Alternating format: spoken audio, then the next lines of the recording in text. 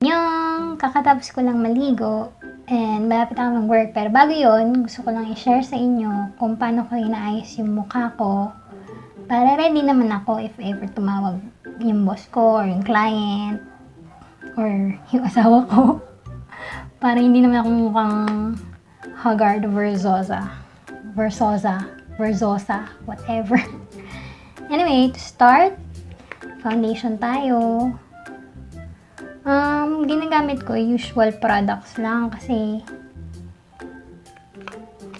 hindi talaga madami yung makeup ko. And wala rin ako ganong pambili. And hindi naman ako magaling mag-makeup, you know. Mahilig lang ako mag-makeup pero hindi ako magaling. Gusto ko lang na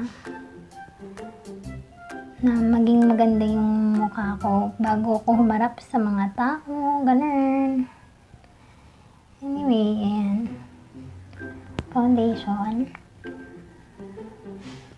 Kahit konting-konti lang na funda, a little goes a long way, ika nga. Konting-konti lang talaga para lang maging even yung kulay ng mukha mo. And para ma-eliminate yung tiredness na itsura. Eliminate. After ng funda, pulbo naman.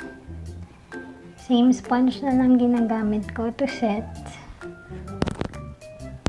Kahit anong pulbo na lang gamitin nyo. Baby powder, pressed powder, foundation powder, gusto nyo foot powder, char.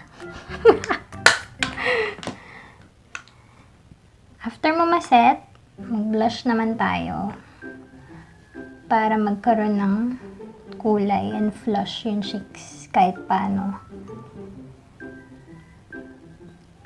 Para kunwari, pag nakita ng boss mo, healthy yan ng skin. Ano na lang sinasabi ko? Sorry. Pwede na ba yan? Kita na, no? Siyempre ilalagay nyo yung kita sa camera. Alam naman.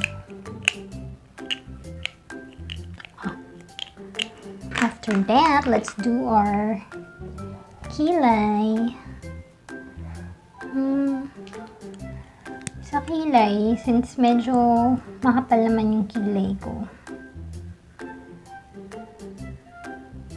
ang ginagamit ko na lang is yung medyo tuyo ng mascara para lang magstay siya in place and medyo magka-volume.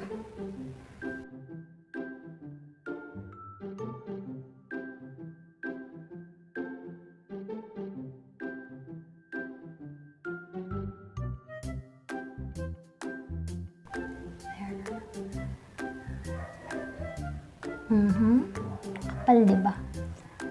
Pwede na.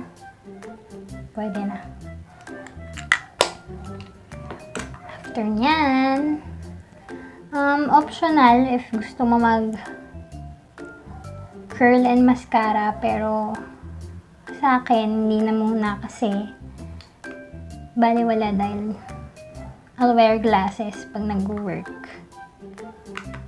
No, I wear glasses pala pag nag-work. So, after ng kilay, after ng blush, after ng funda, ang last na lang is for the lips.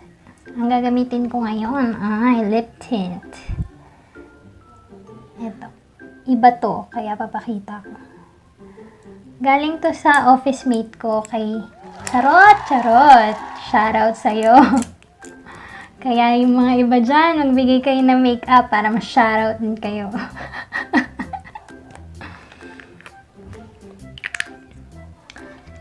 Shake natin kasi powder matte to.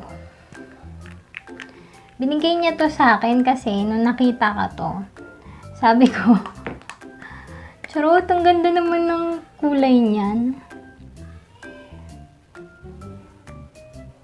Kaya, sabi niya, sige ate, sa'yo na.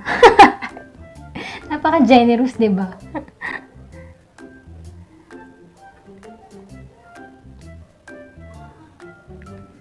Oh, ha?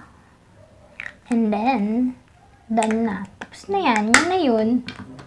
O, diba? Ganda na. Magsusuklay lang ako and then, I'll be back.